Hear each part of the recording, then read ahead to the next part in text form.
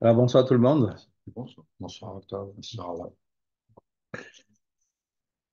Alors, mon sujet commence par Parashat Yitro. C'est la parasha de la semaine. Et on sait bien que les premiers mots de la parasha, c'est Vaishma Yitro. Yitro a entendu. Qu'a-t-il entendu? Alors, quand on regarde Rashi, Rashi explique Kriyat Shema, Kriyat Yamsouf, Kriyat Yamsouf, excusez-moi de mon lapsus, c'est Kriyat Yamsouf qu'il a entendu et Milchemet Amalek. Alors la question de savoir, évidemment, il y a toutes sortes de choses qui ont été, qui se sont passées lors de la sortie d'Égypte. Pourquoi est-ce que justement c'est Kriyat Yamsouf et Milchemet Amalek? C'est-à-dire les flots de la mer Rouge qui se sont fendus, ainsi que la guerre d'Amalek. Pourquoi est-ce que ce sont ces deux événements particuliers qui vont accrocher l'intérêt de Yitro? Alors, on va se concentrer surtout sur Kriyat Yamsouf, sur les flots de la mer Rouge qui se sont fendus. Euh, et on va citer le Maharal. Le Maharal, dans le Gvurot Hashem, dit la chose suivante. Il dit Yitro vient pour se convertir. Or, on ne peut se convertir, un Français ne peut pas se convertir euh, en anglais, ou un Américain ne va pas se convertir en brésilien. C'est pas possible. Parce que ce sont des peuples différents qui sont différenciés chacun l'un de l'autre, qui ont leur mentalité propre, etc. Comment est-il possible, comment le processus de conversion est possible? Comment est-ce qu'un non-juif peut se convertir au judaïsme? Et pourtant, il fait partie d'un autre peuple. Alors, la réponse du Maharal, c'est que Kriyat Yamsouf est le moment où le clan Israël, le peuple juif, atteint ce qu'il appelle, lui, la Ba'ala Nifdelet, c'est-à-dire une qualité particulière qui est spécifique au clan d'Israël, qui est spécifique au peuple juif et qui fait du peuple juif un peuple à part, un peuple qui est au-dessus des autres nations. Le fameux complexe de supériorité des juifs. Le golf. Oui, exactement. Donc, en vérité, c'est Kriyat Yamsouf qui est constitutif de cette réalité particulière du peuple juif, de cette réalité supérieure, c'est-à-dire du peuple juif, et qui est la raison d'être de la conversion. C'est-à-dire, la conversion, c'est pas de se convaincre.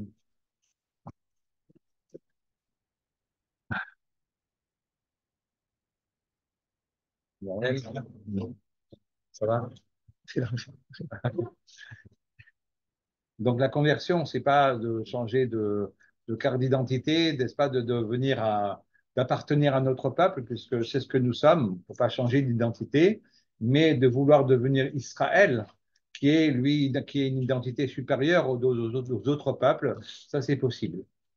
Donc ça veut dire que d'après le Maharal, le clan d'Israël, le peuple juif est devenu le peuple juif en vérité euh, lors de la Kriyat Yamsouf, lors de la traversée de la mer Rouge. Et d'ailleurs, c'est un fameux Maharal. Nous savions que nous étions des Hébreux depuis toujours, n'est-ce pas, puisque nous étions les enfants d'Abraham à Ivry. Et Abraham l'Hébreu. Et pourquoi Ivry? Parce que, dit le Midrash, effectivement, Abraham venait de l'autre côté, n'est-ce pas, de l'autre côté du fleuve. Et le Midrash dit, Abraham Avinu est d'un côté du fleuve et tous les autres peuples, tous les autres hommes de sa génération sont de l'autre côté du fleuve.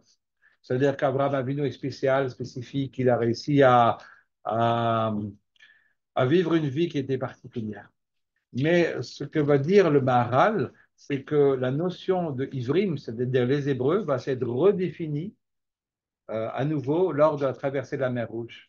Parce que Ivrim, c'est aussi les deux mots ensemble de Avar Yam, celui qui a traversé la mer.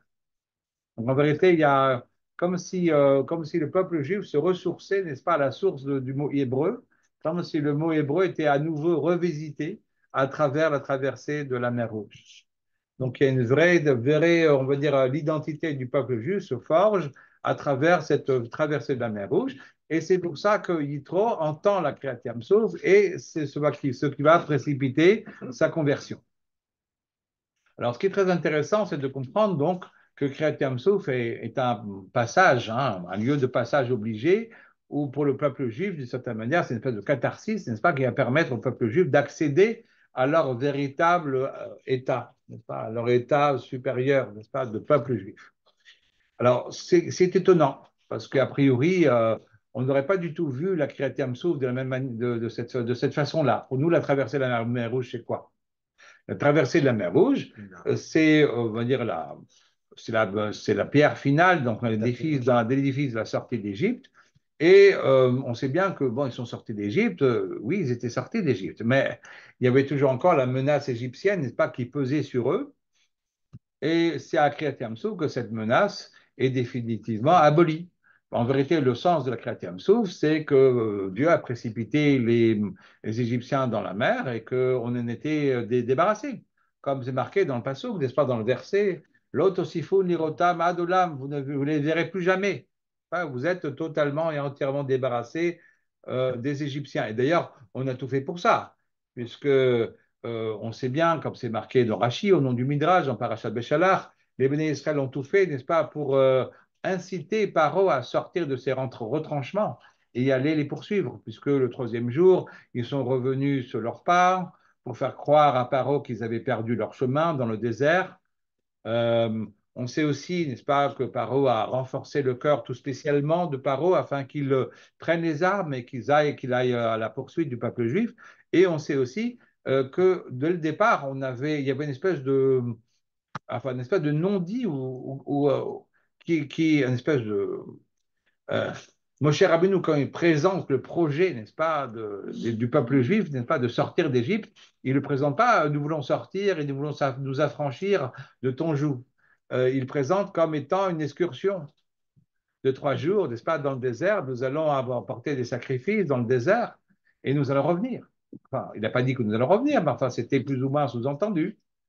Et on a gardé un certain flou artistique, n'est-ce pas, tout au long, n'est-ce pas, de cette période des macotes, des plaies, n'est-ce pas, où Paro, de cette manière, on est dans la négociation. Parce que Paro va permettre au peuple juif de sortir pendant les 3 jours, oui ou non. Alors, il y croit à demi, hein, on sait bien, hein, Paro, il n'y croit pas tout à fait, hein, parce qu'il pense que s'ils partent déjà, ben, ils ne vont pas revenir. Mais en tout cas, il y a une espèce d'incertitude autour de cela. Pourquoi avoir laissé une espèce de flou artistique tout autour de cela.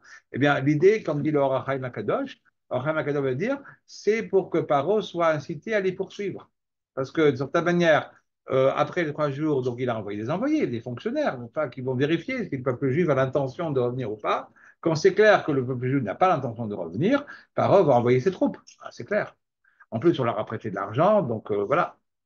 Et donc, tout ça, ce sont des ruses, ça veut dire qu'ils sont là pour inciter Paro à poursuivre le peuple juif et à les noyer, en fin de compte, dans la mer. Donc, Kriyat Yam-Souf se présente surtout comme un instrument de régler le compte, hein, afin de régler leur compte de manière, on va dire, finale. Une espèce de solution finale, n'est-ce pas, pour le peuple égyptien, n'est-ce pas? Et d'ailleurs, c'est intéressant parce que, et c'est corroboré aussi par le texte, n'est-ce pas, de Béchalach, euh, Hachem va employer le terme Vikavda befaro bechol chelo. Je vais m'honorer. Ma gloire sera posée, sera assise, sera établie sur le dos de Paro et de toute son armée. Alors, ça veut dire quoi? Que ma gloire va apparaître sur le dos de Paro et de son armée, dit Rachi, quand Dieu se venge des ennemis d'Israël, alors son nom est glorifié. Bon, alors évidemment, les ennemis d'Israël, déjà dans les 10 plaies, hein, c'était pas facile pour les Égyptiens. Mais en vérité, l'idée des 10 plaies, c'était effectivement des moments pas faciles à passer pour les Égyptiens. C'était effectivement des punitions, mais ça n'a rien à voir avec ce qui se passe à Kriyat Yam-Souf, dans la traversée de la mer Rouge. Traverser la mer Rouge, c'est vraiment le moment, n'est-ce pas, où on se débarrasse des Égyptiens, où ils sont vraiment punis, n'est-ce pas, pour tout ce qu'ils nous ont fait. C'est le Maral d'ailleurs le site. Vous savez, dans la Haggadah, et ça c'est le Maral, et déjà, le Ramban déjà en fait état. Vous savez, n'est-ce pas, on lit tous la Haggadah, puis on est dans une partie de la Haggadah qui on est déjà un petit peu fatigué, donc on le lit un petit peu rapidement, n'est-ce pas? La fameuse Marloquette, discussion entre Rabbi Yossi Aglili Rabbi Akiva, n'est-ce pas? Combien de plaies y avait-il dans la mer? Alors, il y en avait 50, 200, 250, n'est-ce pas? Alors, en général, on les lit ça un peu rapidement parce qu'on a déjà épuisé notre capital de parole, déjà jusque-là. Mais, n'est-ce pas? Qu'est-ce que dit Rabbi Yossi Aglili? Alors, il y a eu effectivement 50 plaies lors de la traversée de la mer Rouge parce que en Égypte, n'est-ce pas? C'est Dieu, il avait frappé les Égyptiens avec l'index, alors que là, c'est avec toute la main. On a vu ici la main de Dieu s'abattre sur les Égyptiens. Alors que là, comme on dit les magiciens, Etzba Elohim Hi, c'est l'index de Dieu, n'est-ce pas? Et ça, c'est ce que les magiciens avaient dit lors de la troisième plaie, la plaie d'époux. Alors, va dire le Maharal quelque chose de très intéressant. Il dit, quelle est la différence entre le doigt et la main? Avec le doigt, on montre du doigt, n'est-ce pas? C'est-à-dire, en vérité, les macotes, c'est-à-dire les diplets, elles ont surtout un intérêt pédagogique pour les Égyptiens. Ça veut dire que c'est vrai que c'est un moment pas facile, mais en aucun cas les Égyptiens vont mourir. Enfin, en tout cas, a priori, n'est-ce pas? En tout cas, Vada, certainement pas en masse. Et le but, en vérité, des plaies, c'est pas tellement la punition, mais c'est de montrer qui est le maître du monde. Et d'ailleurs, on le voit, c'est clairement marqué dans le texte de la Torah, n'est-ce pas? Les trois premières, c'est Veyadou Kini Hachem, que les Égyptiens sachent qui je suis, n'est-ce pas? Que je suis Hachem. Ensuite, à partir des bêtes sauvages, on nous dit qu'ils sachent que je suis, on va poser la notion de la providence divine. Ani Hachem Bekerev Haaretz. Je suis Dieu, n'est-ce pas, dans la terre, sur terre, parce qu'à partir des bêtes sauvages, on voit clairement la différence entre les Égyptiens et les Juifs, n'est-ce pas? Il y a clairement, n'est-ce pas, une espèce de césure qui n'est pas évidente, mais qui est posée lors de cette plaie. Et au moment de Barad, n'est-ce pas, au moment, n'est-ce pas, de la grêle, des grêlons, n'est-ce pas, c'est dit le Manteda qui en kamoni b'chol haaretz. Et là, on voit la toute-puissance de Dieu, puisque c'est à la fois le feu et l'eau, n'est-ce pas, qui sont mélangés ensemble. Donc, en vérité, c'est ce que dit le Maharal. C'était Be'etzba, c'était avec l'index, parce qu'en vérité, Dieu avait envie de montrer. C'est-à-dire, Dieu voulait montrer du doigt les réalités divines. Et elles étaient là donc pour enseigner aux Égyptiens la réalité même de Dieu et de sa providence. Alors que durant la Kriyat Yamsou, la traversée de la mer Rouge, c'est avec la main. Et avec la main, on donne une bonne claque. N'est-ce pas? Donc c'est pour ça que c'est avec la main. Vous voyez, ça c'est l'idée de donner une claque. Et une claque, donc à ce moment-là, effectivement. Et ce qui est très intéressant aussi, c'est que ça nous explique aussi le fait que tout d'un coup, on voit que, alors il y a les punitions, les Égyptiens se noient, mais ils ne se noient pas de la même manière. Il y a trois façons qu'ils ont de se noyer, c'est bien connu. Il y a comme la paille, comme une pierre, comme du plomb. Donc, on voit effectivement que chaque Égyptien a reçu une punition mida keneged mida, mesure pour mesure, en fonction de la gravité des choses qu'il avait faites. Et donc là, on voit effectivement la notion plutôt, alors c'est pas pédagogique, là, on a plutôt la notion de punition qui est personnalisée en fonction des actions de chacun. Donc, de tout cela, on a vraiment l'impression, et d'ailleurs, c'est aussi la raison pour laquelle, si je peux me permettre, qu'on sait bien que le Satan, le Samer même, et il va dire, c'est au moment de Kriyat Yamsou, de traverser la mer Rouge, qu'il va dire, adresser à Hachem une question. Il dit, mais je ne comprends pas pourquoi ceux-là sont sauvés et ceux-là sont punis. Mais les uns comme les autres sont des idolâtres. Alors, la question est très connue, n'est-ce pas? Pourquoi, justement, au moment de la traversée de la mer Rouge, il y a la question du Satan, de Satan. Il aurait pu la poser la question bien d'avant. Pourquoi est-ce qu'au nom des plaies, pourquoi est-ce qu'il ne pose pas la même question? Alors, encore une fois, les plaies, elles sont pédagogiques, elles ont pour but, c'est vrai qu'elles ne sont pas très faciles, n'est-ce pas? Mais l'essentiel du but des macotes, ce n'est pas tellement la punition, mais c'est plutôt de montrer les véritables réalités. Et donc, c'est pour ça que c'est seulement au moment de la punition, on va punir les Égyptiens, où les Égyptiens sont vraiment punis. C'est à ce moment-là que la question se pose, s'il faut punir les idolâtres, pourquoi est-ce que les bénis d'Israël, les Juifs, eux, sont exemptés de cette punition? Pourquoi eux sont sauvés? Et donc, la question se pose justement maintenant, parce que maintenant, on est en mode punition. On n'est pas en mode pédagogie, mais on est en mode punition. Alors, tout ça pour vous dire que c'est ce que dit le Maharal, que lors de la traversée de la mer Rouge, les Béné Israël arrivent, n'est-ce pas, à leur véritable Ma'ala Anivdelet, c'est-à-dire leur qualité propre, n'est-ce pas, leur état de peuple supérieur, de peuple différent, qui est au-delà, n'est-ce pas, de toutes les autres nations. C'est pas comme ça qu'on aurait vu la Kriyat Souf. Pour nous, la Kriyat Souf, le traverser la mer Rouge, c'était autre chose. Alors, qu'est-ce que c'est exactement que la Kriyat Souf et en quoi la Kriyat Souf nous permet d'accéder à notre véritable niveau, au niveau du peuple juif, tel qu'il est vraiment. Et c'est un peu ça l'objet de mon shiur. Voilà, jusque-là, on était encore dans l'introduction, n'est-ce pas? Simplement pour planter le décor et pour poser la question donc, on veut dire, poser une question euh, et y aller de l'avant. Alors, je voudrais commencer par ce que disent Chazal.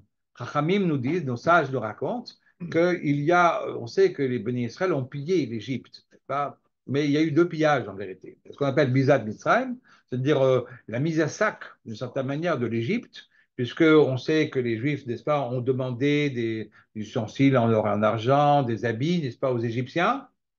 Et d'ailleurs, ce n'est pas tout le monde connaît la Gemara de Gvia Ben Sissa, n'est-ce pas? Les Égyptiens nous accusent de n'avoir jamais rendu les objets empruntés. Et puis alors on leur demande, écoutez, c'est très bien, on est prêt à rendre, mais s'il vous plaît, donnez-nous le salaire, n'est-ce pas, de 210 ans multiplié par 600 000. Alors ils disent, d'accord, c'est bon, on est quitte. On est largement quitte. Voilà, on ne va pas rentrer dans les détails, il vaut mieux, voilà, on préfère en rester là, n'est-ce pas? Et puis, alors, donc c'est une première mise à sac, on va dire, ce qu'on appelle la bisa, le pillage de l'Égypte, mais c'est vrai que c'est un peu moche hein, comme mot, hein, peut-être, mais bon, de certaine manière, c'est ça ce qui est dit. Et il y a un deuxième bisa, n'est-ce pas, pillage, c'est celui de la traversée de la mer Rouge. Et parce qu'on sait, n'est-ce pas, que les Égyptiens, après s'être noyés, n'est-ce pas, se sont retrouvés sur les berges de la mer Rouge. Et on sait aussi que Paro avait décoré les chevaux ainsi que les chars de décoration en or et en argent. Ils étaient venus, n'est-ce pas, avec tout le décorum. Et donc, et l'Akbar nous dit, Gdola Bizatayam, la Biza, n'est-ce pas, suite à la traversée de la mer Rouge, est beaucoup plus importante que la Biza de l'Égypte. Et la différence qu'il y a entre la Biza, entre le pillage qui s'est opéré après la traversée de la mer Rouge et le pillage de l'Égypte, c'est la même différence qu'il y a entre l'or et l'argent. Donc, c'est pas simplement une différence quantitative, mais une différence qualitative, n'est-ce pas?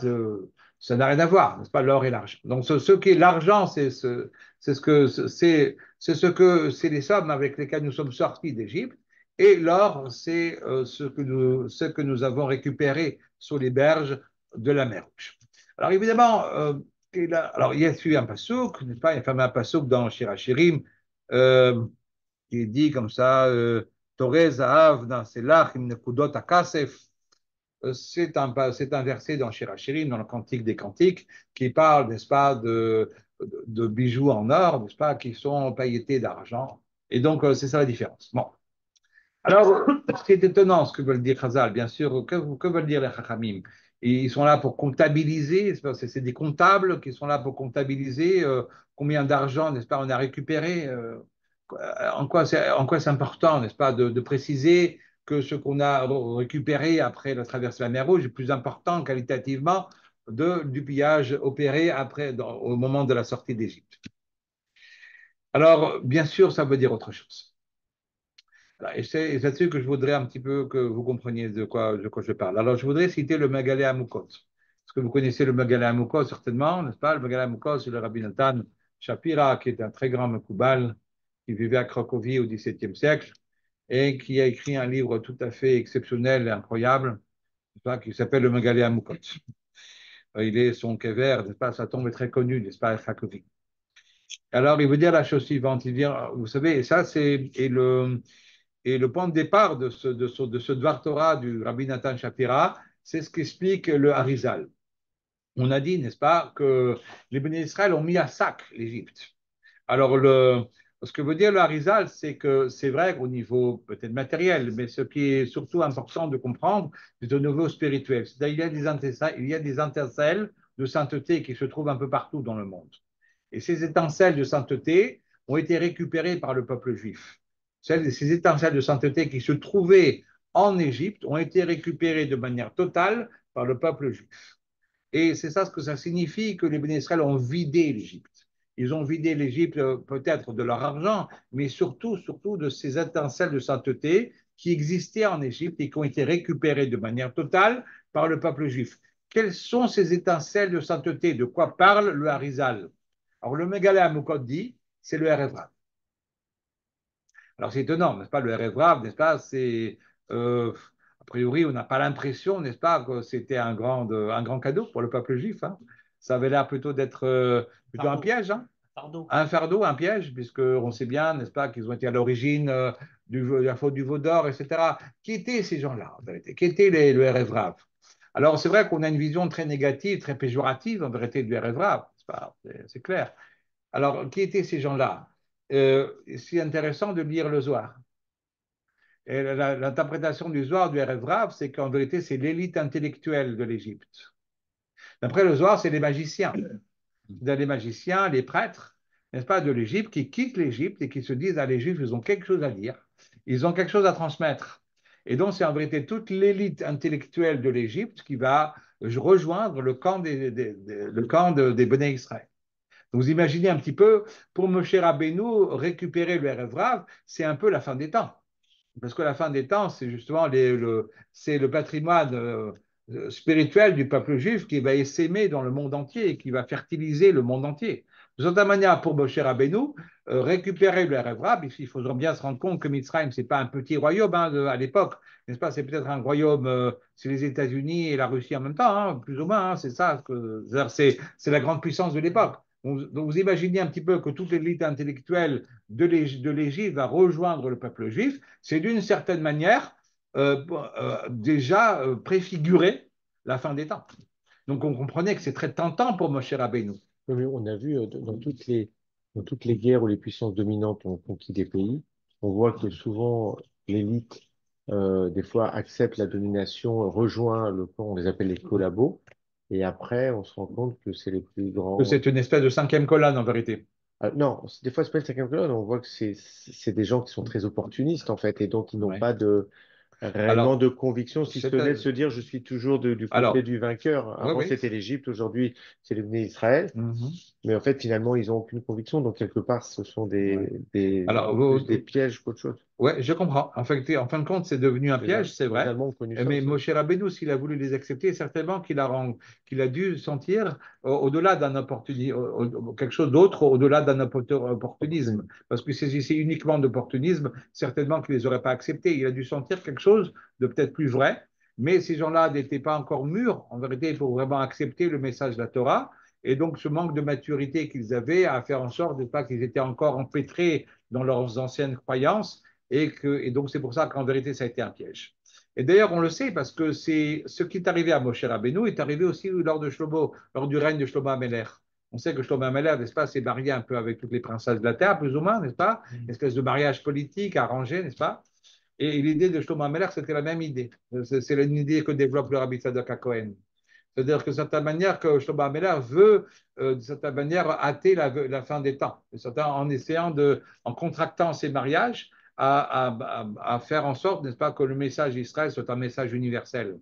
Et le moment n'était pas encore venu, et c'est le contraire qui se passe. Au lieu que ce soit Shlomo qui influence les autres, c'est d'une certaine manière, Ah oui. ces influences étrangères vont pervertir, aliéner un peu le message d'Israël. Et donc, le moment n'était pas venu, mais toujours, on peut comprendre, n'est-ce pas, qu'il y a là, c'est très tentant, cette manière de hâter la venue de la fin des temps. Bien, donc en vérité, c'est Erevrat, c'est un peu ça, un peu les étincelles de sainteté qu'il y a en Égypte. Ça, c'est l'interprétation du Megalé Amukot. Vous voyez, donc si c'est une étincelle de sainteté, c'est Erevrat, c'est donc qu'ils avaient quelque chose au départ d'authentique. C'est-à-dire qu'ils avaient une espèce de recherche authentique, et puis cette recherche-là, eh ben, d'une certaine manière, ou bien elle s'est aliénée, ou bien elle s'est mélangée avec les anciennes croyances, et en fin de compte, ce n'était pas ce qu'il fallait. J'ai vu un commentaire, mais peut-être que je me trompe, hein, Oui. que c'était contre la vie d'Akjmolou, que Oui, Akadosh Baruch Hu, en effet, tout à fait. Mais Akadosh Baruch Hu c'est pas Paris du Moshe, quoi. C'est pas Paris du Moshe. encouragé Moshe, effectivement, bien sûr. Mais c'est intéressant cette vision du Zohar et que c'est d'après le Magalé Amukot, ce sont ça les étincelles de sainteté qu'ils ont récupérées de l'Égypte. Voilà. Alors maintenant, on peut se poser la question. Donc ça, c'est de l'argent. Ça c'est de l'argent.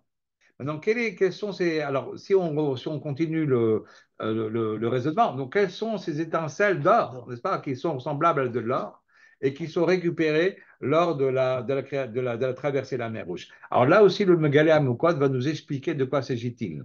Il va nous dire en vérité, parce qu'on peut se poser la question justement, si l'Égypte avait été mise à sac, alors d'où vient l'or et l'argent?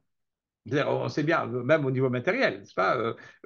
D'où Paro, n'est-ce pas, retire tous ces décorations des chars, des chevaux, c'est qui sont carapassonnés, harnachés avec des harnais en or et en argent. Mais d'où viennent-ils? Puisqu'il ne reste plus rien en Égypte, puisque, comme dit la Gemara, les Béné Israël ont vidé l'Égypte. Alors, d'où viennent ces affaires? D'où viennent cet or et cet argent? Alors, ce qui est marqué, et d'ailleurs, c'est intéressant de le citer ici, il y a un commentaire qui va dire la chose suivante et qui va dire ce que les Juifs ont récupéré, c'est les trésors des Égyptiens eux-mêmes. Mais le trésor de Paro, lui, n'avait pas été écorné. Donc en vérité, toutes ces décorations en or et en argent proviennent du trésor personnel de Paro. Et donc, c'est les trésors, n'est-ce pas, de la royauté du roi, n'est-ce pas, qui sont, voilà, de Sefer Tzeddik peut-être derrière tout ça, et qui vont être utilisés pour décorer les chevaux et les chars. Alors, évidemment, ça a un sens symbolique, n'est-ce pas? En vérité, les étincelles de sainteté de la sortie d'Égypte, c'est le peuple égyptien. Alors que là, les étincelles de sainteté sont de Paro lui-même, n'est-ce pas? Donc, rien de Paro lui-même, puisque c'est de là que vient l'or et l'argent. Et ça a valeur d'or et pas seulement valeur d'argent. Alors, qu'est-ce que c'est en vérité cet or, n'est-ce pas, qui est retiré lors de la traversée de la mer Rouge? Alors, le Megala Mouka va nous dire la chose suivante. Vous savez que Paro, les lettres de Paro, c'est Ha-Oref. C'est les mêmes lettres. Alors, c'est déjà marqué dans la riz, bien sûr. Ha-Oref, c'est la nuque. N'est-ce pas? Donc, en vérité, pourquoi Paro, c'est la nuque? Parce que Paro est, la grandeur de Paro réside dans le fait que Paro tire le rachat, le rat, n'est-ce pas, les forces du mal, si elles existent, si elles ont une certaine existence, c'est parce qu'elles tirent leur sève, elles tirent leur vitalité, n'est-ce pas, de la Kedusha, n'est-ce pas, des forces de la Kedusha, des forces de la sainteté.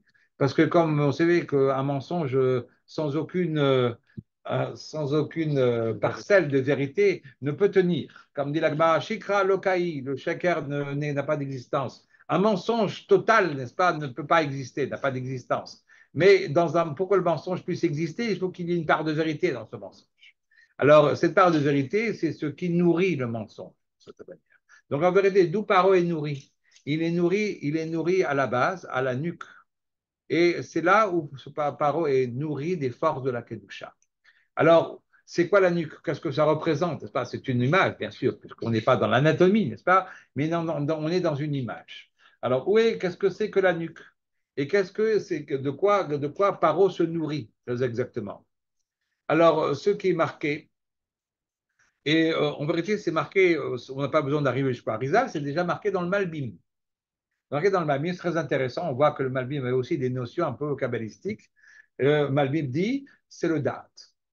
Paro est nourri au date. Il est nourri de l'arrière du date.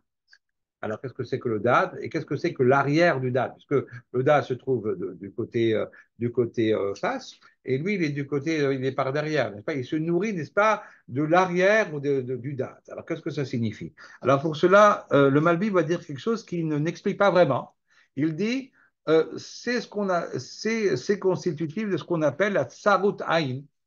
Alors, la tsaroutaïne, difficile à traduire en français. Je crois que la traduction la plus proche, c'est mesquinerie.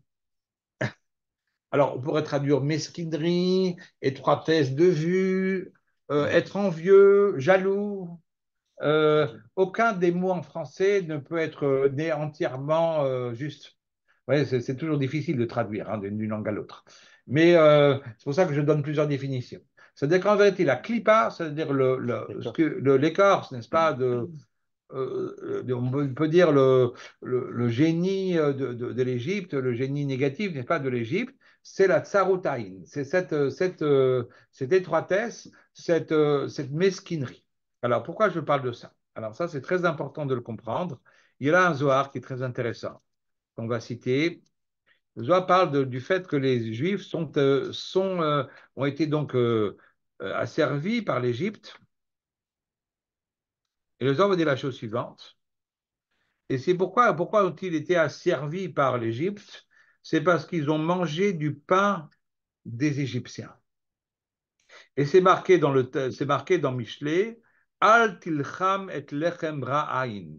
Ne partage pas le pain de celui qui est mesquin. Ve'al titav le matamotav, et ne te laisse pas, ne désire pas ses délicatesses.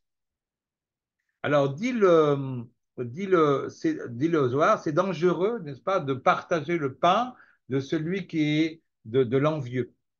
Et c'est parce qu'ils ont partagé leur pain qu'ils ont été asservis par l'Égypte. Alors là, c'est très étonnant. Pas quoi parle-t-on? De quoi s'agit-il? Qu'est-ce que c'est que cette mesquinerie et de quoi parle-t-on? Et d'ailleurs, d'après la Gemara, n'est-ce pas? La Gemara va dire celui qui mange le pain du mesquin transgresse un commandement négatif. Pas de que d'écart. Jusque-là, ça va. C'est-à-dire qu'il y a un commandement négatif, n'est-ce pas, de ne pas partager, n'est-ce pas, le repas de quelqu'un de mesquin. Comme je viens de le dire au nom du texte dans Michelet, Al tilcham et lechem ra'ay. Alors, c'est cette kina, n'est-ce pas, cette envie, cette jalousie, n'est-ce pas, qui caractérise en vérité l'Égypte. Alors, pourquoi c'est lié aux dates? Alors, on va tout de suite montrer que c'est le cas, hein, n'est-ce pas, que c'est effectivement le cas. Euh, D'où le. Alors, je reprends le Malbim dont j'ai commencé. Le Malbim se rapporte au Pasuk dans Dvarim. Ve'esir Hashem imcha kol choli. Hashem t'enlèvera toutes les maladies. Ve'chol madve Mitzrayim haraim asher yadata. Et toutes les mauvaises maladies de l'Égypte que tu as bien connues. Lo yasim mem bach. Il ne te les mettra pas, tu ne les éprouveras pas, hein, tu ne seras pas malade de ces maladies mais ce sont tes ennemis qui les recevront. Et là-dessus, la Gemara dans Baba Metzia dit la chose suivante. Qu'est-ce que c'est que les Madve Mitzrayim? Quelles sont ces maladies de l'Égypte? Alors la Gemara dit dans Baba Metzia, c'est le Aïn Ra'a.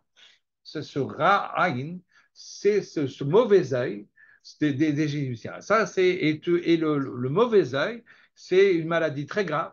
Comme dit la Gemara, n'est-ce pas, que sur 100 personnes, il y a 99 qui meurent du mauvais œil, et que ce mauvais œil était, on va dire, la clipa, l'écorce, n'est-ce pas, de l'Égypte.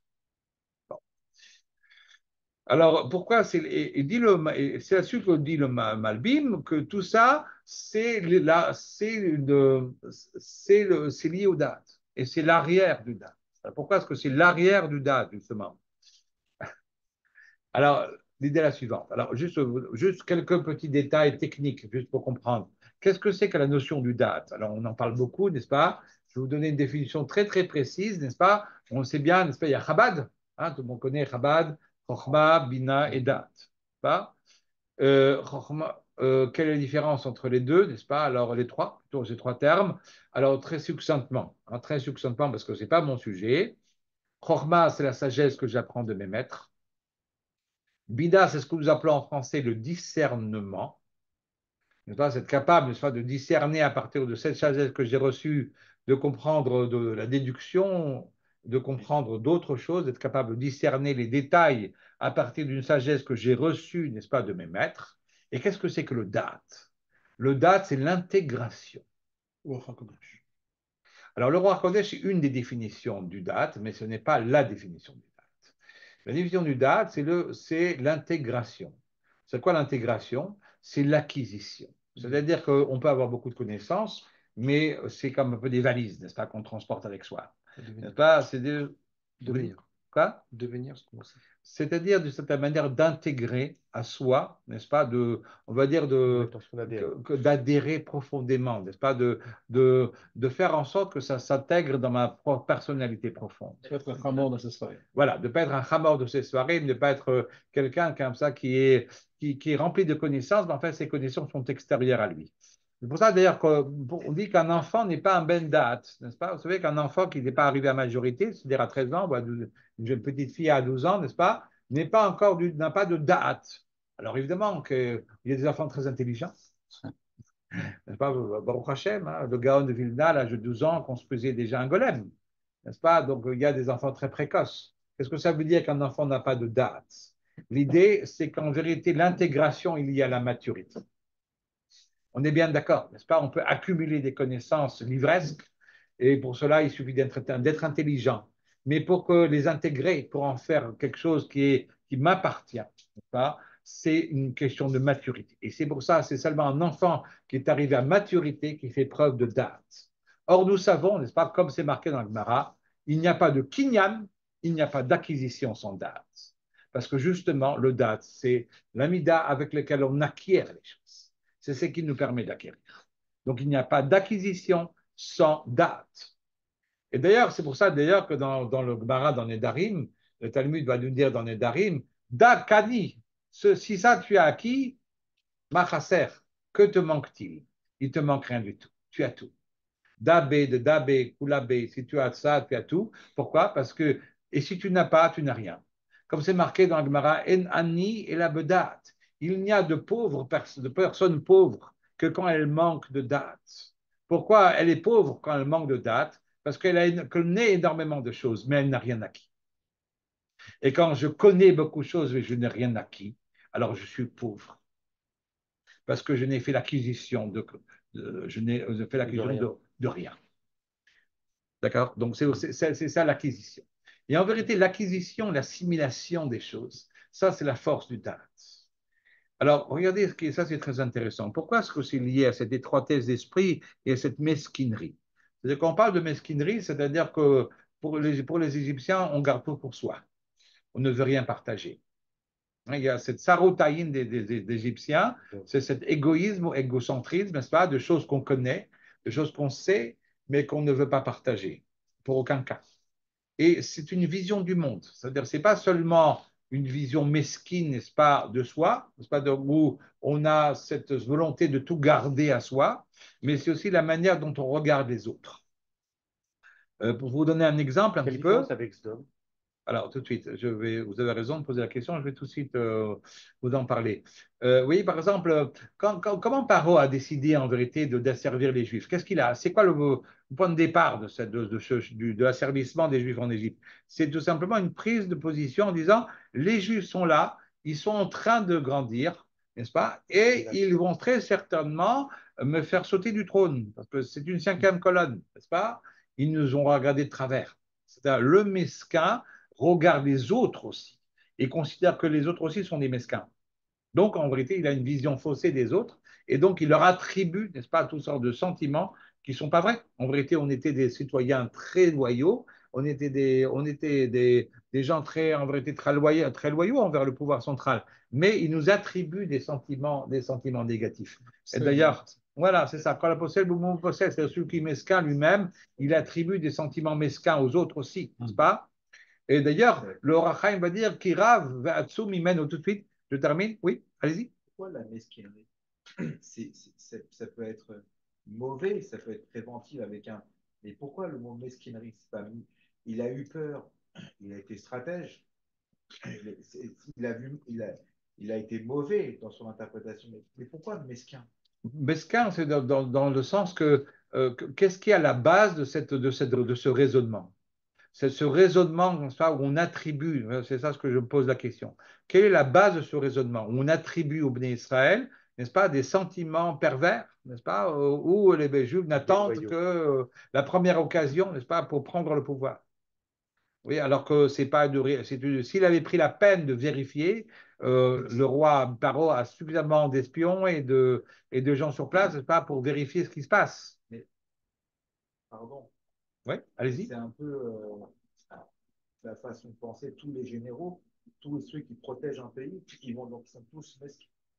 Non, je pense qu'il y a lieu de l'un chez l'autre, c'est éviter le pardon. Oui, non, mais monsieur, vous avez raison de poser la question. Mais je pense qu'en tant que si vous étiez à la place de Paro, vous aurez fait des vérifications très précises, n'est-ce pas? Ne pas vous laisser porter par un sentiment, mais de vérifier. c'est-à-dire d'aller voir ce qui se passe, n'est-ce pas? Vous avez les moyens de le faire. Allez voir, prenez la température. Avant de décider ou de porter un jugement, vous allez d'abord vérifier. Vous ne portez pas des jugements non vérifiés. Ça, c'est tous les une. dictateurs, c'était un dictateur. Ouais. Tous les dictateurs ont ce réflexe Ont de cette peur. cette peur de se faire chasser. Et donc, voilà, tous les dictateurs, hein, de Staline, Hitler, les Pol Pot, Ouais, quel que soit les noms, c'est un réflexe de dictateur. Un réflexe du dictateur et qui vient de là, à mon avis. Ouais. Ils ont peur de tout. Ils ont peur de tout, ils ont aucun respect pour personne, n'est-ce pas? Ils ne respectent personne. C'est ce manque de respect total, n'est-ce pas, où on a l'impression que chacun d'entre nous est un ennemi potentiel, vous voyez, où chacun, n'est-ce pas, chaque personne que je rencontre est un ennemi, il va me prendre quelque chose, n'est-ce pas, j'ai cette peur, n'est-ce pas, qu'il est là simplement pour me faire du mal, n'est-ce pas? Là, ça a été méchant, ça a été mesquin. Oui, mais Avoir peur de faire Pour le terme, il ne attention faut pas s'accrocher au terme. ouais, quand je parle de, alors vous savez, genre, je dis mesquinerie, je parle d'envie, je parle de jalousie, je parle de toutes sortes de choses, n'est-ce pas? Mauvais. Là, ça a été mauvais, c'est même pas. Un dictateur est mauvais. Est-ce que le mot mesquin, J'entends. il est un peu léger par rapport à ce qu'il a fait? Oui. Je peux ajouter peut-être quelque chose encore, peut-être pour permettre de mieux comprendre. Par exemple, vous savez ce que dit le Rachaim Akadosh quand il dit Paro, n'est-ce pas? Il se dit Rav ve'atsu mimenu, n'est-ce pas? N'est-ce pas? Le peuple juif est plus important que nous. N'est-ce pas? Donc il a plus de, leur natalité est plus grande, n'est-ce pas? Le baby boom, n'est-ce pas, chez les juifs est plus important que chez nous. Vous savez comment le Rachaim l'interprète? Rav ve'atsu, le peuple juif est nombreux, n'est-ce pas, et puissant, mimenu. C'est de nous, n'est-ce pas, qu'il a tout ça. Donc, vous voyez, donc d'une certaine manière, en disant, eh bien, nous avons fait grandir en notre sein, de notre propre argent, nous avons fait grandir, n'est-ce pas, un monstre, n'est-ce pas, qui nous suce notre argent et qui va se retourner contre nous. Vous voyez, donc il y a une espèce de, il y a pas, je pense qu'il y a aussi une espèce de jalousie, en fait. Vous voyez ce que je veux dire? C'est pour ça que je parle que c'est peut-être ajouter ça, après, hein. Je vais vous le montrer encore d'une autre manière. Vous voyez, il y a marqué Vayare Otanu Amitrim. Vous savez, dans le texte que nous disons dans la Haggadah, c'est que les Égyptiens nous ont fait du mal. Il y a marqué Vayare Otanu. C'est intéressant parce qu'en hébreu, on aurait dû dire, si on voulait dire ils nous ont fait du mal, on aurait dû dire Vayare Lanu. Hein? C'est quoi Vayare Otanu? Alors le Al-Shir va dire c'est pas, ils nous ont fait du mal parce qu'ils nous ont mal considérés, parce qu'ils nous ont rendu, ils nous ont noircis.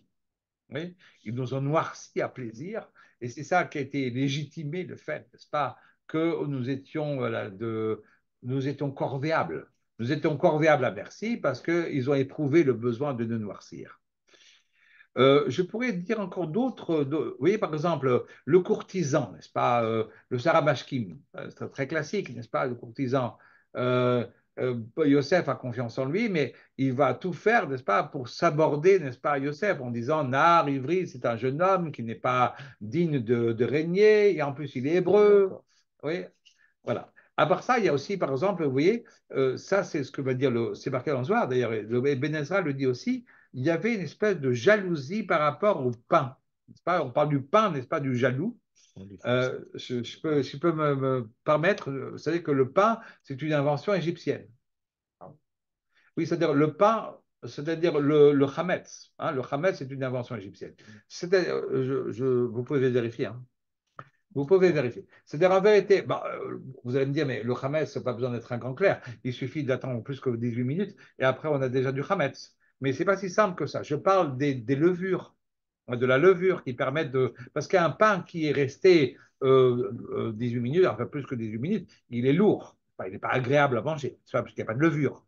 En réalité, l'invention de la levure, des levures, des enzymes, n'est-ce pas, qui fermentent, n'est-ce pas, c'est les Égyptiens. Et comment est-ce qu'ils l'ont inventé? Grâce au limon du Nil. C'est le limon du Nil où il y avait des enzymes, n'est-ce pas, qui ont permis, n'est-ce pas, la fabrication d'un pain qui était un pain levé et qui est une invention égyptienne. Vous pouvez vérifier, vous avez raison. Et non seulement qu'ils mangent du chametz, et qui est une invention égyptienne et dont ils se gardent bien, n'est-ce pas, d'en faire profiter les Juifs, puisque les Juifs ne mangent pas du pain, Comme c'est marqué, n'est-ce pas, qui met alechem asher hu ochel, n'est-ce pas, déjà Potiphar ne supporte pas que Yosef mange son pain. Alors on sait les interprétations de Chazal que le pain c'est la femme, mais Ibn Ezra va dire c'est le pain. Le pain levé est réservé aux Égyptiens. Il n'est pas, les Hébreux ne doivent pas manger le pain levé. Parce que, et non seulement qu'ils se nourrissent de Hametz, mais ils boivent du Hametz. Parce qu'en vérité, le paysan égyptien classique boit de la bière, qui est une boisson fermentée. C'est pas, et ça c'est donc leur nourriture. À la fois à la fois le pain et l'eau, ils boivent de la bière. En vérité, nous, quand le seder, quand on mange des matzot et qu'on boit du vin, c'est se séparer complètement, de couper, n'est-ce pas, les ponts avec une culture gastronomique égyptienne. Parce que le vin, il n'y a pas de vin en Égypte. Il n'y a pas de vigne en Égypte, enfin, ou très peu, enfin bref, que dans le delta, dans la région du Nord. En tout cas, c'est une boisson de nobles. En tout cas, ce n'est pas une boisson que n'importe qui boit, c'est une boisson de gens qui ont de l'argent. Le petit peuple ne boit pas de vin. Pas, donc et donc, c'est une manière de se démarquer, en vérité, même au niveau gastronomique, n'est-ce pas, de la culture égyptienne. Donc, et ce pain, comme je l'ai dit, n'est-ce pas, ce pain était réservé, n'est-ce pas, aux Égyptiens. Les Hébreux n'avaient pas le droit, n'est-ce pas, de manger du pain. D'ailleurs, c'est aussi marqué pratiquement en toutes lettres. Voilà, al-Akhma Anya, c'est les matzot, donc qui mangeaient, que les Égyptiens leur donnaient à manger. Vous avez ici, c'est marqué kilo yuchlun, hein, dans le texte, dans Vaïgash, kilo yuchlun amitzrim lechol et ivrim lechem, les Égyptiens ne pouvaient pas manger avec les Hébreux du pain, qui toevaïhi le mitzraim, car c'est une abomination pour l'Égypte. Et le Zohar le rapporte à propos de cette idée-là du pain de l'envieux, du pain du mesquin, n'est-ce pas, où, n'est-ce pas, ce pain-là était réservé aux Égyptiens, surtout que, n'est-ce pas, que d'autres, que les étrangers, n'est-ce pas, ne puissent pas se nourrir de ce pain. Donc, on a toute une culture du Ra'aïn, de cette volonté farouche, n'est-ce pas, Alors, on est dans l'appropriation. Alors, justement, c'est ça ce que je voulais vous dire quand on parle, n'est-ce pas, du date. Parce que le date, il y a quelque chose un vrai date, c'est-à-dire une vraie assimilation. C'est-à-dire que quand j'assimile les choses, ça c'est vraiment le point essentiel de ce que je veux dire. C'est-à-dire que quand on assimile quelque chose et qu'on l'a assimilé véritablement, qu'il a été digéré, qu'il a été intériorisé, intégré à nous-mêmes, une fois qu'il est intégré, il est partageable. À ce moment-là, le but, n'est-ce pas, de ce date, c'est ensuite, après, de pouvoir le partager. C'est-à-dire, c'est une fois qu'on a fini le cheminement, n'est-ce pas, de la chokma, du bina et du date, et qu'on est arrivé à cette assimilation, qu'on peut partager, n'est-ce pas, cette idée-là aux autres. Tant que ce n'est pas assimilé par le date, ce n'est pas partageable. Et d'ailleurs, le date est toujours le chibour, n'est-ce pas, c'est la relation. C'est dans la relation, puisqu'on sait bien que Va'adam Yada et Travail Shto, n'est-ce pas? La relation entre un homme et une femme est sous le signe du date. Donc en vérité, le date, qui est l'assimilation, permet, doit naturellement déboucher sur une communication. Parce que quand je n'ai pas encore, tout le monde le sait, n'est-ce pas? Quand les choses ne sont pas encore véritablement assimilées chez moi, je ne peux pas les transmettre plus loin, n'est-ce pas? Donc en vérité, toute transmission passe forcément par le date. Or, les Égyptiens s'arrêtent à mi-chemin, c'est-à-dire ils vont instrumentaliser le date pour s'approprier de la connaissance et surtout ne pas la partager. Et donc, en vérité, donc là, on va dire, il y a une perversion du date. Le date qui est censé aboutir, n'est-ce pas, à la transmission, à un partage. Une fois que les choses sont assimilées, elles sont partageables, bien le moment de la transmission, du chibour avec les autres. Parce que quand je suis connecté à moi-même, je peux me connecter aux autres aussi, n'est-ce pas? Et là, il s'arrête à mi-chemin. Et donc, Israël, n'est-ce pas, refuse, n'est-ce pas, s'approprie des choses et refuse, n'est-ce pas, de les partager aux autres. Et ça, c'est une perversion du date. Il y a là une perversion du date et qui est la clipa de l'Égypte. D'ailleurs, c'est intéressant parce que nous, on était en Égypte, on a du mal avec tout ça.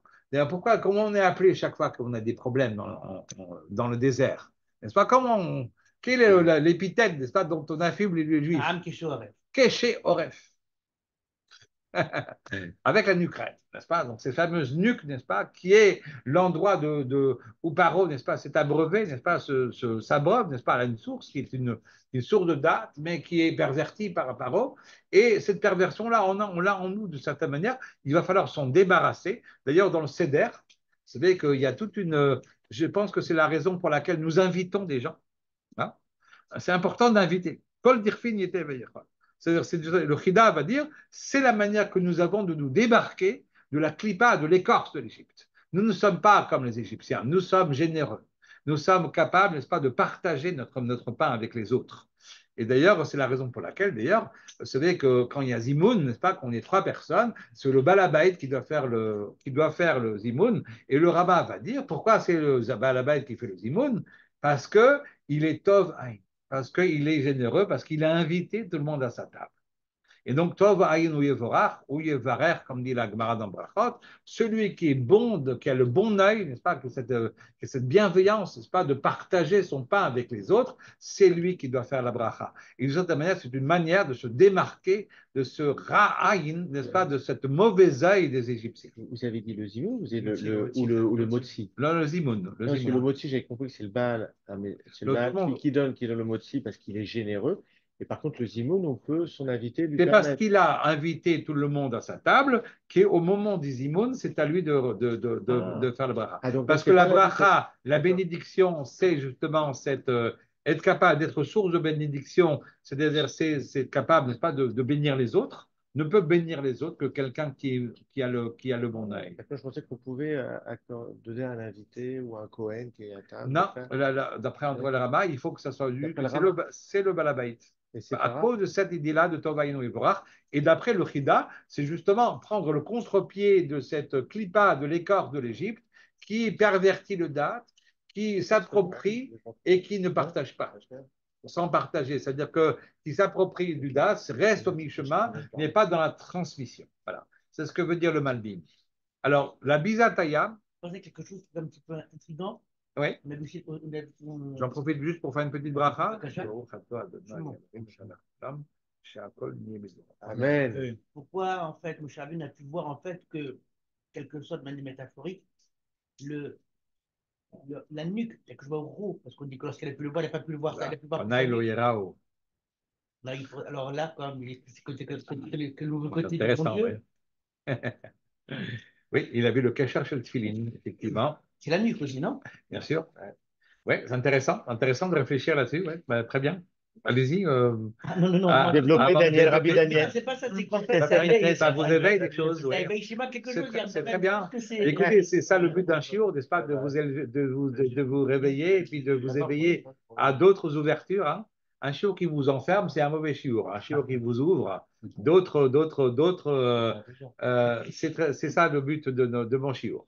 Et vous n'avez pas répondu par rapport à Sdom alors. Oui, alors Sdom, en vérité, c'est autre chose.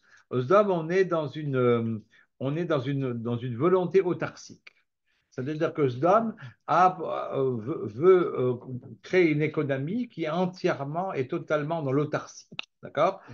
Et comme dit Reskel, effectivement, il y a là c'est économique, et surtout, n'est-ce pas, on ne veut pas, n'est-ce pas, que donner aux pauvres parce qu'on veut vivre en autarcie.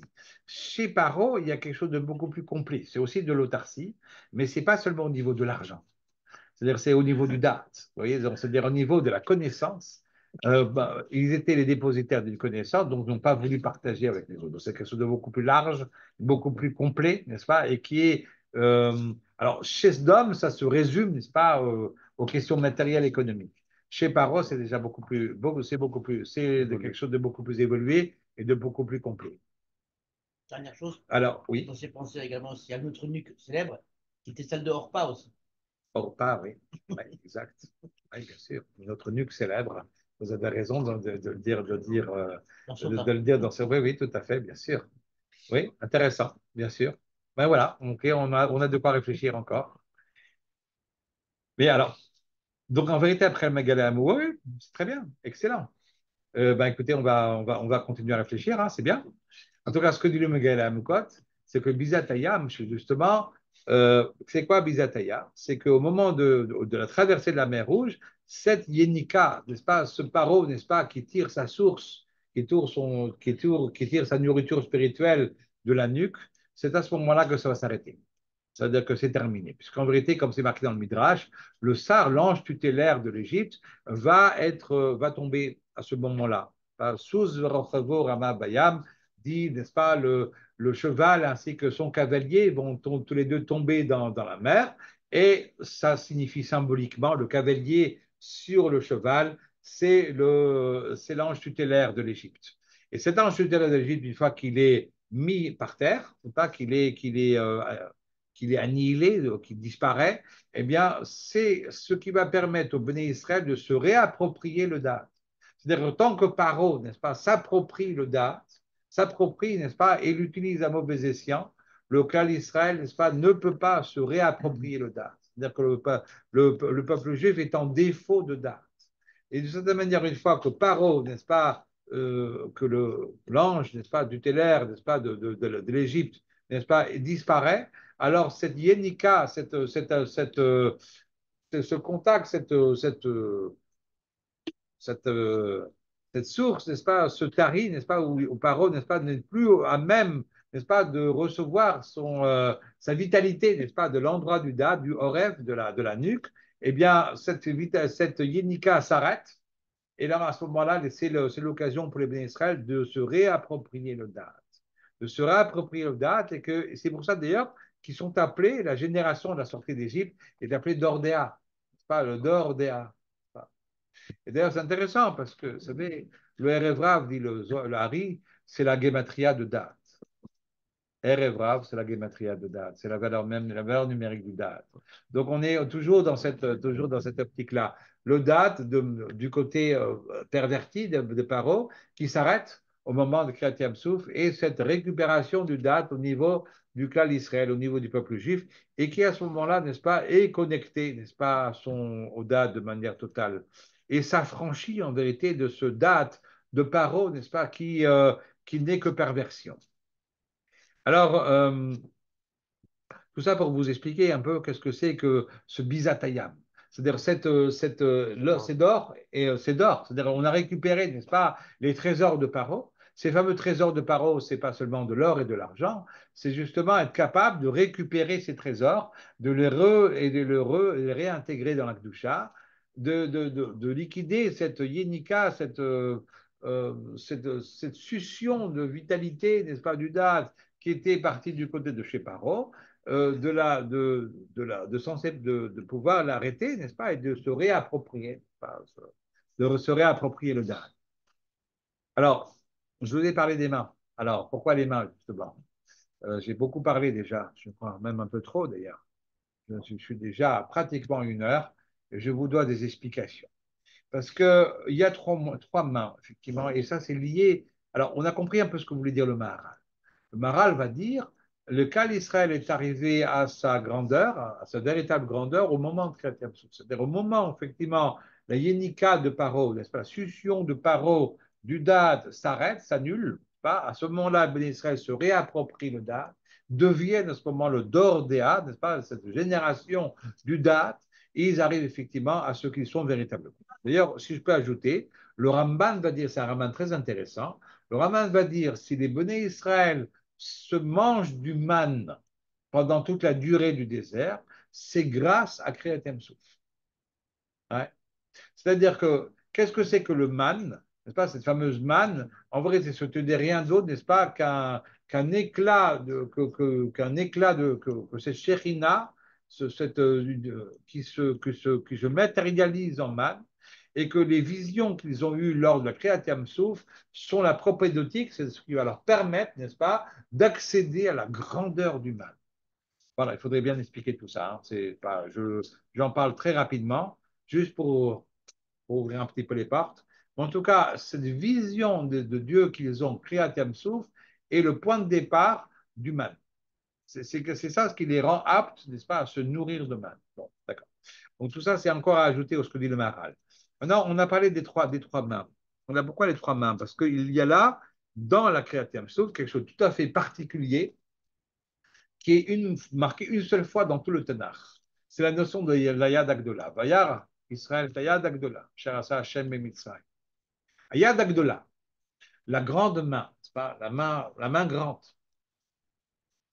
C'est la seule fois dans tout le Tanakh, vous pouvez vérifier, où on parle de la Yad Agdola.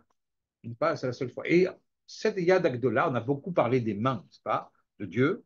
On en a parlé beaucoup lors de la sortie d'Égypte, et pendant les plaies, mais on n'a jamais parlé de Yad Agdola. Jusqu'à présent, on a parlé de Yad Chazaka. Maintenant, la main forte de Dieu, c'est pas, c'est la main forte qui Yad Chazaka.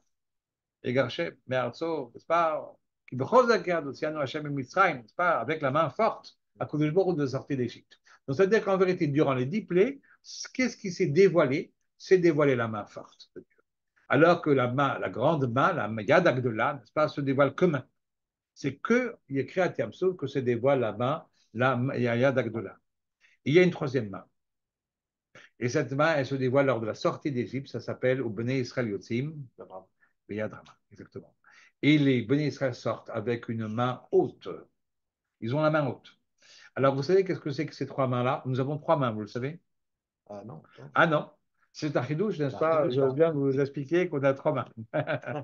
En vérité, Ayad Agdola, c'est la main droite. C'est notre main droite. Ayad Chazaka, c'est la main gauche. Ayad Rama, c'est les deux mains conjointes ensemble. Et en vérité, vous savez qu'il y a une halakha dans le Tetedaim, que quand on a fait des Tetedaim, une fois qu'on s'est lavé les mains, il faut les frotter l'une avec l'autre. Et ce n'est pas pour rien qu'il faut les frotter l'une avec l'autre, parce qu'en vérité, on purifie la Ayad Araba, la troisième main. Parce que vous savez qu'il y a des choses qu'on fait avec les deux mains conjointes, n'est-ce pas, qu'on veut faire, qu'on veut planter quelque chose dans la. Enfin, vous voulez planter un piquet, n'est-ce pas, dans la terre, vous allez utiliser vos deux mains, n'est-ce pas, pour planter, parce que vous avez besoin de beaucoup de force, n'est-ce pas, donc vous unissez vos deux mains pour planter un piquet dans un terre meuble, n'est-ce pas, quelque chose comme ça. Donc on utilise parfois, n'est-ce pas, les deux mains, n'est-ce pas, pour porter quelque chose de lourd. La Ktoret, hein, la Ktoret, effectivement, oui, les deux mains, n'est-ce pas, du Kohen Gadol, magnifique, Ariel, merci, n'est-ce pas, les deux mains du Kohen Gadol étaient tendues, n'est-ce pas, pour recevoir la Ktoret, n'est-ce pas, de Yom Kippour. Oui, tout à fait, bien sûr. Bref, en tout cas, il y a une action qui est conjointe avec les deux mains, tout à fait. Alors, qu'est-ce que signifie la Yad Agdola?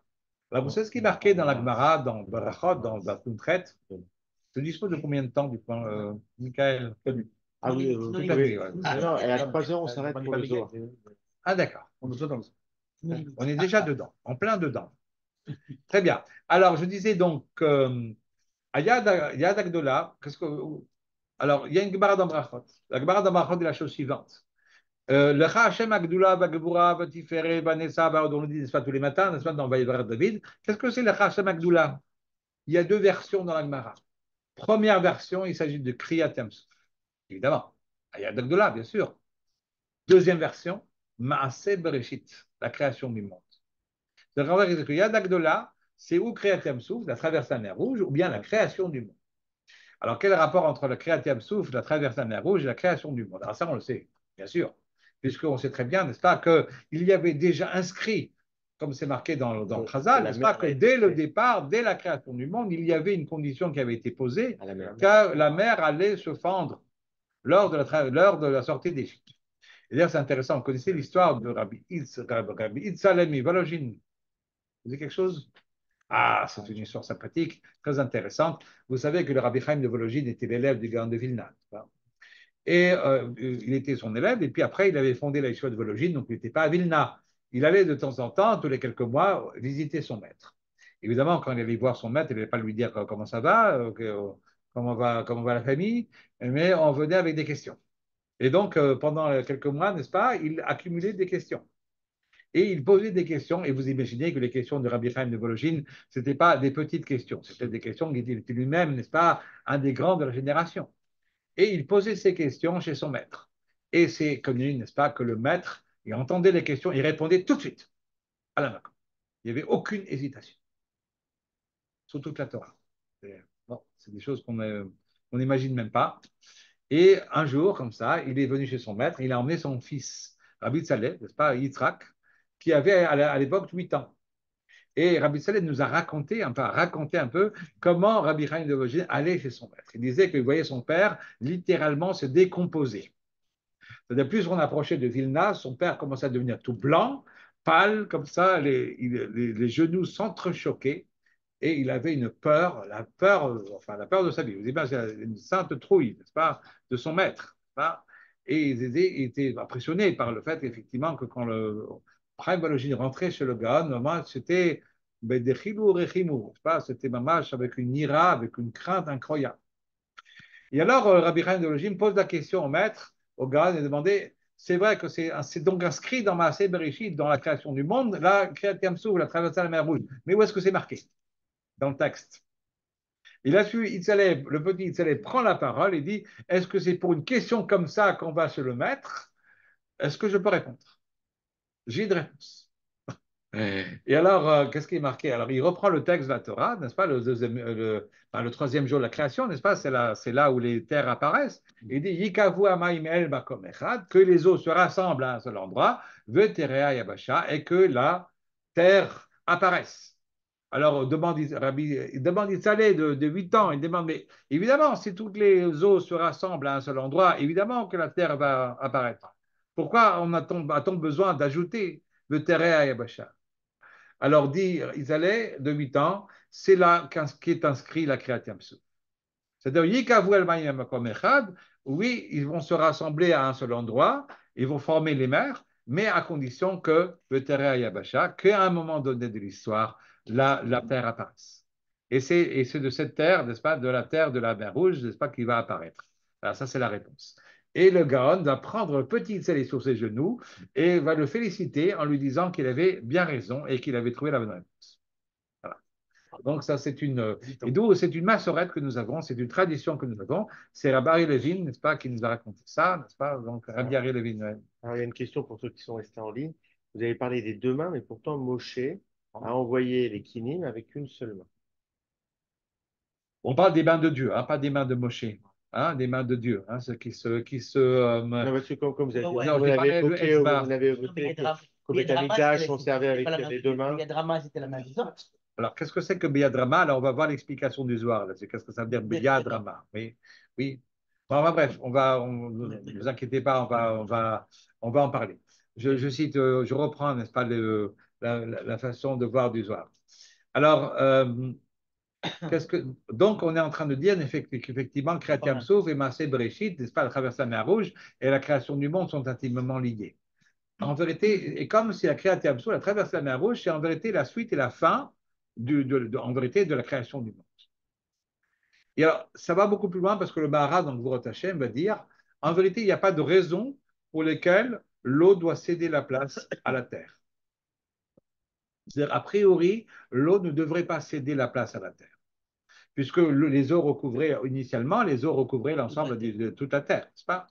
Or, on sait, n'est-ce pas, et c'est marqué dans un nombre incalculable de pasuk, n'est-ce pas, de psukim, d'ailleurs, on peut le citer ici dans Yirmiya, par exemple, où on voit que quand on veut parler de la Hashgacha, quand on veut parler, n'est-ce pas, de la providence divine, alors on parle justement de la relation que la mer entretient avec la terre. Aotilotira ou Hashem. Est-ce que vous ne devez pas me craindre? Imi panai lotachil, ou est-ce que vous ne devez pas trembler devant moi? Et pourquoi? Asher samti chol gvulayam. J'ai placé le sable comme étant la frontière de la mer. Chok olam velo yavrenu. C'est une loi éternelle, n'est-ce pas, qui n'est intransgressable, on va dire. Ouais, qui est immuable, ouais, c'est ça. Vaïdgashu velo yuchalu.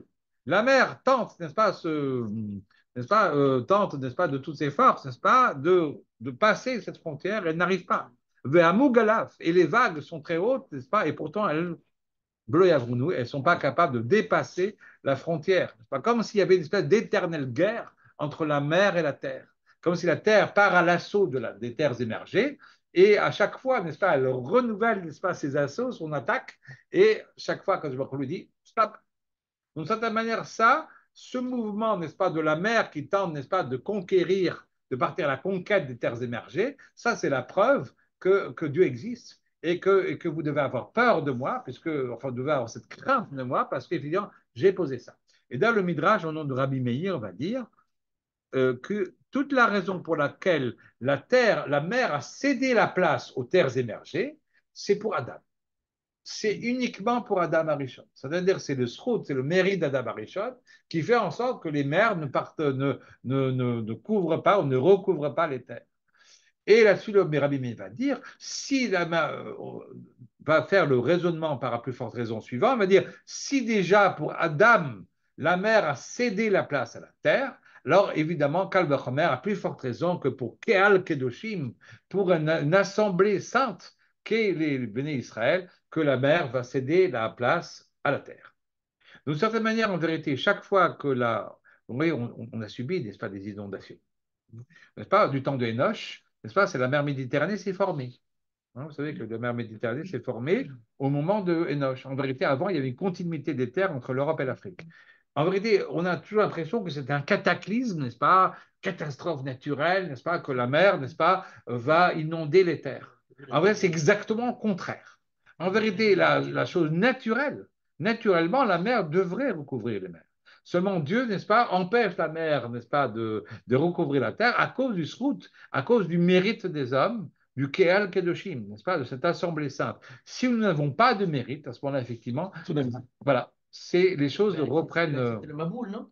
Oui, d'une certaine manière, c'est aussi le Maboul, exactement. C'est-à-dire, en vérité, il n'y a pas de. Voilà, le Maboul, il y a aussi les eaux d'en haut, mais pas seulement, mais aussi les eaux d'en bas, en vérité. Puisque les deux, n'est-ce pas, se sont associés, n'est-ce pas, pour partir à la conquête des terres émergées. Voilà. Donc, en vérité, ce qui est très intéressant, c'est que, en fait, Kriyat Yam-Souf nous donne une vision du Maaseh Bereshit. C'est-à-dire, en vérité, quand on en arrive là, d'une certaine manière, on revient au point de départ de la création, c'est la suite et la fin de la création du monde, et de la même manière que les mers se sont retirées pour laisser de la place à Adam Arishon, eh bien, le Kal Israël, qui est appelé Kal Kedoshim, qui est arrivé à sa ma'ala, qui est arrivé à sa qualité propre, à son état qui est le sien, les mers se retirent devant la terre. Ça, c'est un giloui, ça, c'est un dévoilement de Yagdagdola. C'est le dévoilement de cette force de la création du monde. Donc, comme s'il y avait une espèce de suite et de fin de la création du monde à ce moment-là, où on retrouve, n'est-ce pas, cette création se termine grâce au peuple juif. Donc là, ça, c'est le giloui de Yagdagdola. Donc, ça, c'est quelque chose de très, très grand en vérité. Et ça, en vérité, parce que la main droite, c'est toujours la main créatrice. La main droite, c'est la main créatrice, la main qui agit, n'est-ce pas? Alors, on a la Yad HaChazaka de l'autre côté. Qu'est-ce que c'est que le Yad HaChazaka? Ça, ça c'est les 10 plaies. Hein. Les 10 plaies ont été réalisées par la Yad HaChazaka. Qu'est-ce que c'est que la Yad HaChazaka? C'est la main forte, c'est la Midatani. C'est-à-dire que le chesed crée le monde, Olam chesed ibané, le monde est construit, n'est-ce pas, par la Midat chesed. Et ça, c'est cette Yad Agdola qui se dévoile comme si c'était la suite et la fin de la création du monde et qui se fait et qui se réalise pour le Keal Kedoshim, comme si nous étions le point d'orgue de la création. Hein, comme si la création, n'est-ce pas, se termine, arrive, n'est-ce pas, à son point d'orgue grâce au Béné Israël. Donc, de certaine manière, ça illustre bien la force et la grandeur du peuple juif. Et auparavant, il y a la Yad HaChazaka. Qu'est-ce que c'est que la Yad HaChazaka? C'est la Midat Hadin. La Midat Hadin, elle est là, qu'est-ce que c'est que le din? En vérité, c'est les règles. Pas on a le chesed crée, et ensuite, après, une fois que les choses sont créées, il faut mettre des règles. Parce que s'il n'y a pas de règles, le monde ira à volo, n'est-ce pas? Donc, en vérité, la Midat Hadin est là pour poser des règles. Elle ne crée pas, elle pose des règles. Les Yad HaChazaka sont là pour poser les règles. C'est-à-dire, ce n'est pas Paro qui fixe les règles, c'est Dieu qui fixe les règles. Vous voyez, je veux dire, donc en vérité, la Yad HaChazaka au niveau des plaies de l'Égypte, c'est un gilouï qui est moindre. C'est pas un gilouï, c'est pas un dévoilement de création, de la création du monde. Ça, on n'en est pas là. Mais on est dans ce dévoilement du Yad HaChazaka d'un Dieu qui pose ses règles. C'est-à-dire, c'est pas Paro qui va fixer les règles, c'est Dieu qui pose les règles. Et ça, c'est un dévoilement qui est moindre, de moins grande importance, et qui est le dévoilement des Yad HaChazaka. Donc là, on a déjà deux mains, n'est-ce pas? On a déjà les deux mains, n'est-ce pas, de Dieu qui se dévoilent. Et c'est pour ça qu'elles se dévoilent. Ces deux mains-là, la main Yad HaChazaka se dévoile pendant la sortie d'Égypte ou avant la sortie d'Égypte. Et la Yad Agdola, qui est le point d'orgue, le point ultime en réalité de la création du monde, le dernier, on va dire, le dernier, ce qui manquait, on va dire, le Maquis Bepatish, n'est-ce pas, le point d'orgue, n'est-ce pas, de la création du monde qui se dévoile lors de la création. Alors, qu'est-ce que c'est que la Yad Rama? À bientôt. Voilà, c'est ce qu'on appelle Tiferet Burachamim, bien sûr, effectivement, c'est la conjonction des deux. Alors, là-dessus, je vais être un peu plus elliptique parce qu'on doit bientôt terminer. Et avec ça, je vais terminer. Mais ce qui est marqué dans le. Alors, Béné Israël aussi, Drama, vous avez dit, monsieur Delfond, que ça, a priori, c'est les Béné Israël, n'est-ce pas? Oui. Mais l'interprétation du Zohar est différente. Ça veut dire que l'interprétation du Zohar, c'est Béné Israël Yotzim Beyad Rabba, c'est-à-dire que la sortie d'Égypte montre est constitutive, n'est-ce pas, d'un giloui, n'est-ce pas, d'un dévoilement de la Yad Arama d'Hachem. C'est ça, Yotzim Beyad Rama, grâce ou par l'intermédiaire de la Yad Rama. Alors, qu'est-ce que c'est que la Yad Rama et pourquoi qu'est-ce qui est dit dans le Zohar sur la Yad Rama?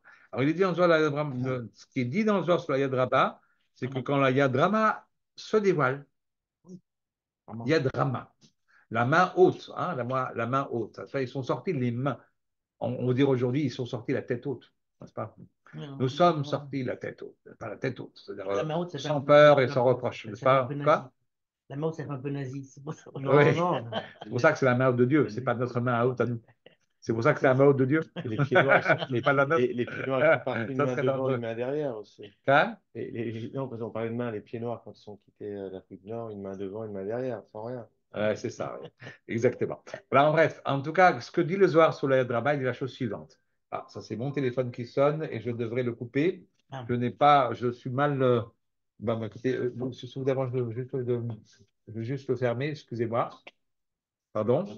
Alors, ouais, ça vous dérange pas, mais quand même, c'est par respect, n'est-ce pas? Il s'est arrêté. Bah, écoutez, c'est pas grave.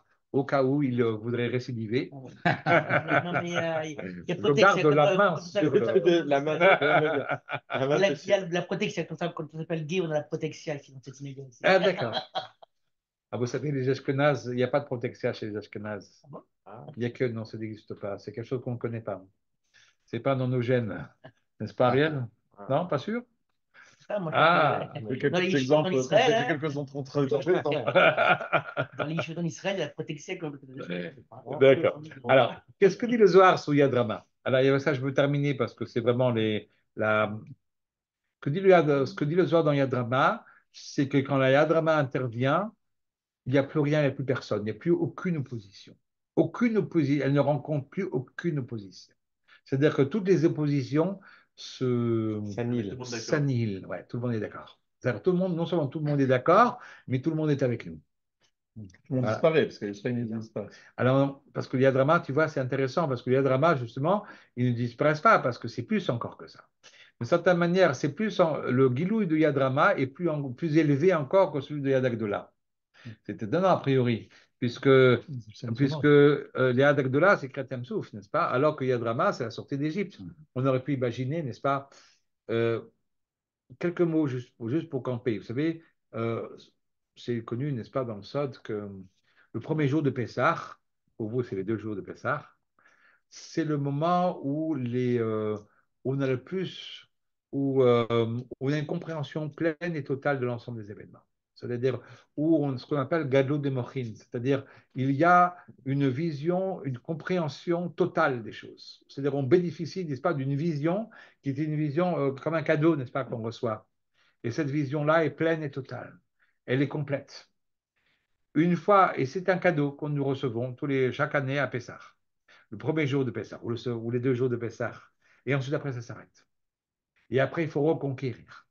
Cette madriga, ce niveau extraordinaire, social, je pense que chacun d'entre nous ressent, n'est-ce pas? La Seder, c'est un moment très privilégié, n'est-ce pas? Je pense que chacun d'entre nous ressent une espèce d'exaltation, n'est-ce pas? Où les choses sont claires, où il y a une espèce de clarté sublime, n'est-ce pas? Qui n'est pas la clarté de tous les jours, n'est-ce pas? C'est clair. Enfin, c'est clair, c'est le cas de le dire, n'est-ce pas? Mais il y a cette clarté, n'est-ce pas, sublime, eh bien, elle est liée à des cadeaux que nous recevons à Pessah. Mais c'est les 2 jours de Pessah. Une fois que c'est terminé, il faut tout ça en va. et on est replongé, n'est-ce pas, On dans... a plus de chance dans la galoute alors, c'est qu'en Israël. Alors. Ah oui, mais dans Israël, on reçoit ça en concentré. Ah, d'accord. Dans le Galout, c'est divisé en deux. Ah, il faut bien se défendre, hein, quand même, les Israéliens. Et Adrama, c'est N'est-ce sur le pas? premier jour et pas le dernier. Oui, c'est ça, en vérité, c'est ça. C'est-à-dire que le Yad Rama, c'est le premier jour. Donc, Kriyat Yamsou, paradoxalement, et durant l'Omer. C'est-à-dire que dans la Shira, les peuples ont peur. Chilachaz, de Shepel Hached, n'est-ce pas? Nabogu Kol Shekenan, c'est ça. Ils ont peur, mais ils ne sont pas d'accord. Ça veut dire, il y a entre peur et d'accord, Paro a accepté. Donc, pendant ce court laps de temps, avant que que le cœur de Paro s'enverse, et n'est-ce pas, et qu'il décide de prendre des armes, on est sorti avec l'autorisation de Paro. De cette manière, les peuples sont avec nous. C'est-à-dire que tout le monde est convaincu du génie d'Israël et, et curieusement, Kiryat Yamsou ne va pas réussir à reproduire le même sentiment, on va dire, d'adhésion, n'est-ce pas, qu'il y a le jour le jour de la sortie d'Égypte. Et cette adhésion totale, c'est le fait du Gilouï de Yad Rama, de ce Yad Rama, n'est-ce pas, où il y a une adhésion totale. Cette adhésion totale était très provisoire parce que tout de suite après, n'est-ce pas, le corps de Paro va s'inverser, et bon, après, et durant la création, ils sont là à nous faire la guerre, jusqu'au bout d'ailleurs. Jusqu'au moment, n'est-ce pas, donc ils nous font la guerre, donc il n'y a pas d'adhésion du tout, n'est-ce pas, jusqu'au moment, effectivement, ils vont être noyés. Et les autres, ceux qui entendent, ont peur. Mais s'il ne s'agit pas encore d'une adhésion, on n'en est pas là. On n'est pas dans l'adhésion, on est dans la peur, on est dans la crainte, nous espérons la crainte, mais pas l'adhésion. Et ça, c'est le yadrama. Donc en vérité, le yadrama, c'est cette conjonction, n'est-ce pas, à la fois de ces deux mains-là. Alors, il faudra encore expliquer plus profondément en quoi c'est exactement une conjonction des deux mains, mais je pense que vous avez déjà été très patient à m'écouter, à écouter toutes mes élucubrations de ce soir. Non, Et donc, on va, je pense, peut-être, parce que ça a beaucoup d'incidence sur la notion de Netilat Yadayim. Qu'est-ce que ça signifie que purifier la main, la Yad Agdola, la Yad Chazaka et la Yad Araba? En quoi nous reprenons dans nos trois mains à nous, n'est-ce pas, ces trois dévoilements de Dieu, n'est-ce pas, qui reprennent l'histoire de la Yetziat Mitzrayim, et en quoi c'est lié, n'est-ce pas, à cet acte de Netilat Yadayim tous les jours, tous les matins. Donc ça, c'est encore des choses qu'il faudrait encore expliquer, mais ça va dépasser notre... C'est juste pour vous laisser un petit peu de suspense. Et donc, on dit encore un petit peu de... Et on se dit à demain. À demain. Voilà. On va presque à demain, n'est-ce pas? Mais en tout cas, merci de votre écoute. Et puis, vous avez été extraordinaire, Merci beaucoup. extraordinairement patient. Merci beaucoup.